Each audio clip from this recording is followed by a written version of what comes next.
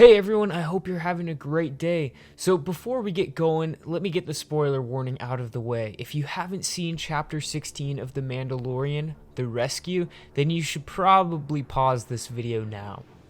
There is so much that made this episode a dream come true, and without getting too far ahead of myself, it was absolutely beautiful and more of an emotional experience than I thought it ever would be to see Luke Skywalker, the Luke Skywalker we all deserve, carving through dark troopers to rescue the doomed team-up of heroes and Grogu. But I'm jumping the gun. Can you tell what I'm most excited about? The episode begins with Boba piloting Slave One in pursuit of a Lambda-class shuttle, which was used by the Empire to transport very important people such as the Emperor and Vader when they were alive. In this case, the shuttle is carrying Dr. Pershing. Slave One is full of surprises, and one that we haven't seen yet is ion blasts. These rounds immobilize the shuttle so that Cara and Mando can board the shuttle and grab Dr. Pershing. There's a cool little banter between Cara and the Imperial Loyalist pilot. He jabs at Alderaan, or the lack of Alderaan, Cara's home planet that was destroyed, and she shoots back first by mocking the destruction of not one but two Death Stars, and then she literally shoots him. We also get confirmation that Pershing was a clone engineer, which at this point was not a surprise. After grabbing Pershing, who provides vital information about Grogu's location on Gideon's light cruiser and the garrisoned Dark Troopers, the crew take the commandeered shuttle and Slave One to find bo-katan and Koska Reeves. This results in some tensions between Fett and the two Night Owls. Bo-katan recognizes his voice as the voice of a clone, and refers to Boba's father, Jango, as his donor. For those of you who haven't watched the prequels, or it's been a really long time, Jango Fett was the man who donated his DNA to create the clone army that would ultimately be used by the Galactic Empire to purge the galaxy of Jedi. Apart from his pay, which was considerable, Jango demanded an unaltered clone that did not have the growth accelerators that was placed in every clone. These accelerators essentially made it so that the Kaminoans could create full-grown clones in half the time it would take for a regular man to grow up. Jango raised his unaltered clone as a son. This was Boba Fett. It's for this reason that Bo-Katan considers Boba to be a disgrace to his armor.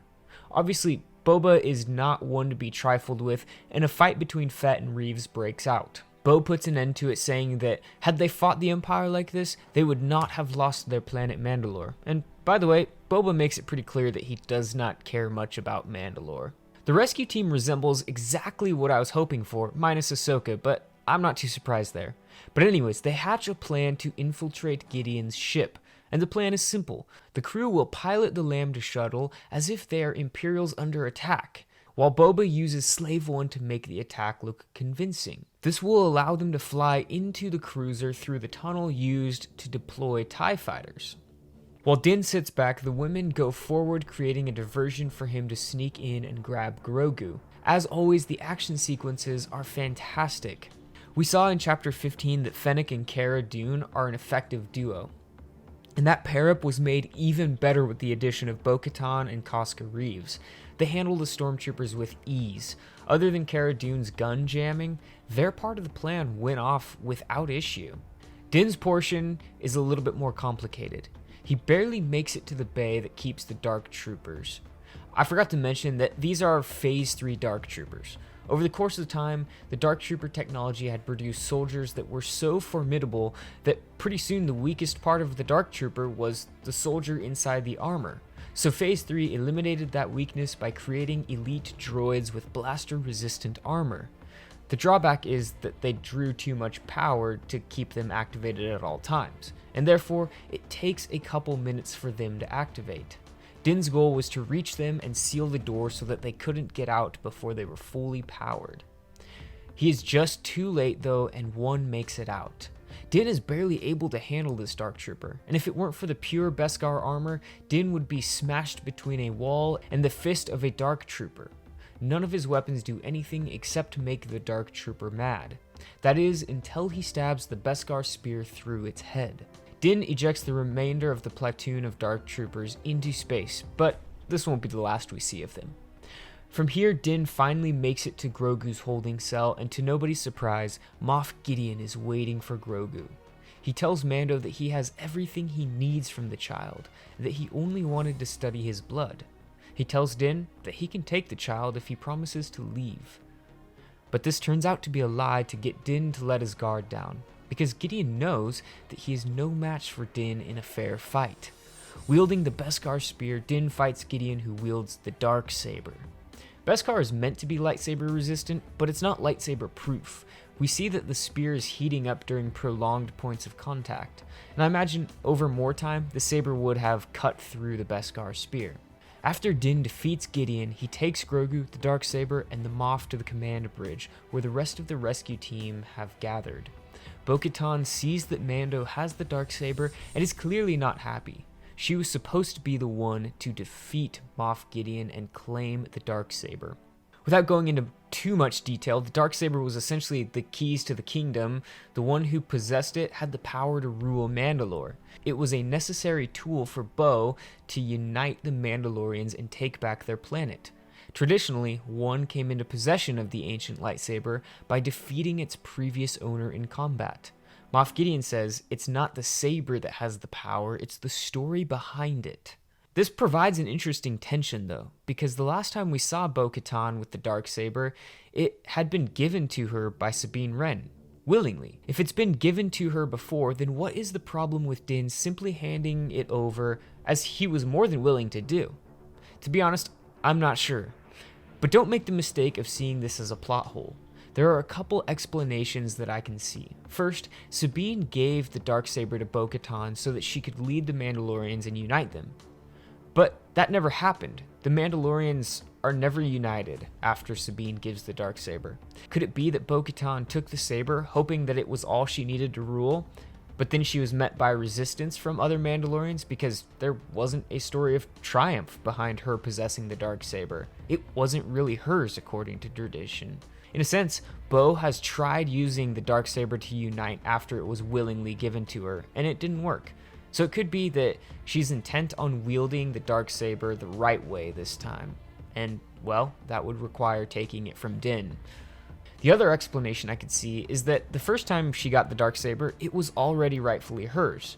We know that Sabine found it on Dathomir when she and Ezra found Maul's hideout, and Maul had been the last one to possess it after he killed Pre Vizsla. But perhaps since it was Bo's leadership that defeated Maul and his forces during the Siege of Mandalore, she was the rightful owner of the saber. Enter Moff Gideon, who takes it from her at some point after, requiring that she start all over again and retake the saber. That second explanation feels a little out there, but my point is, there's more going on here than just plot holes. While the whole room is watching the struggle play out, will she fight Din or not, the Dark Troopers re-enter the cruiser. Before long, there is a whole platoon of Dark Troopers punching through the blast doors of the bridge. And Moff Gideon says that everyone but him and the child will soon be dead. Considering that Din could barely handle one of them, I think Gideon was certainly right. When all hope seems lost, a lone X-Wing flies into the cruiser hangar. At this point, I jumped out of my seat. I knew that wasn't just any X-Wing. Red 5 had just landed in the hangar.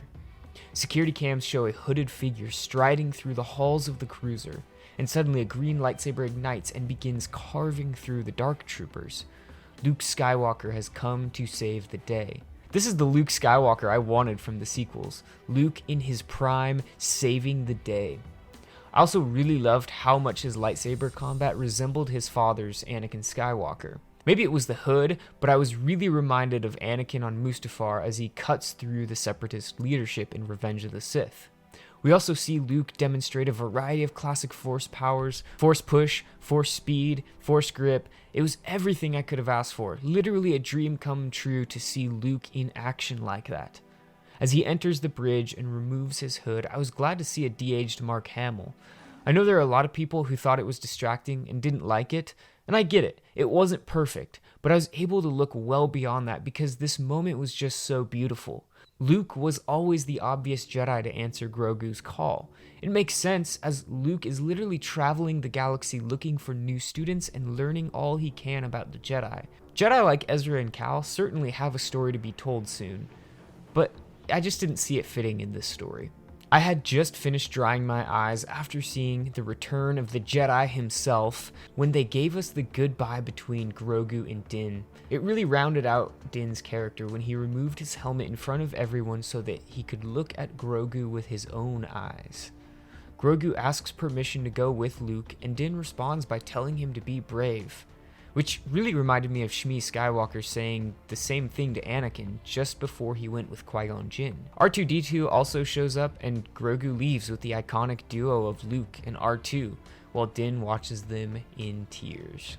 The episode ends with an end credit scene, which I did not expect. We entered the late Jabba the Hutt's palace, where Bib Fortuna is seated on the throne. Fennec Shand enters the palace and kills all of the guards, and she's closely followed by Boba Fett, who kills Fortuna and takes the seat of Jabba the Hutt. The scene officially announces the rumored Boba Fett show that is coming next year.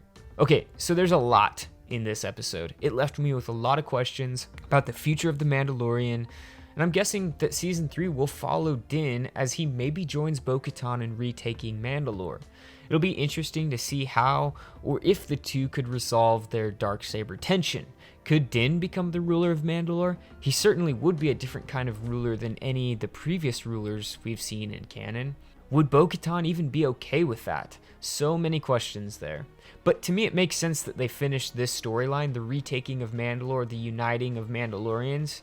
It makes sense that they finished that storyline in The Mandalorian. So my guess is that's where Season 3 will be headed. And who knows, we might get some glimpses of Grogu and Luke again, but probably not a lot. So I wonder what will happen to the dynamic between Grogu and Din. Season 1 and Season 2 was all about them and their dynamic, but they've clearly parted ways now, and honestly, I'm excited to see what happens with this significant shift in the show's story. I loved this episode. It was the most exciting Star Wars to me since Revenge of the Sith. I cannot thank Jon Favreau and Dave Filoni enough for being Star Wars fans, loving Star Wars, and respecting the story of Star Wars so that they could tell the best story possible. Tell me your favorite part of this episode, or really your favorite part of Season 2 in the comments below. I'll catch you in the next video, and as always, may the Force be with you.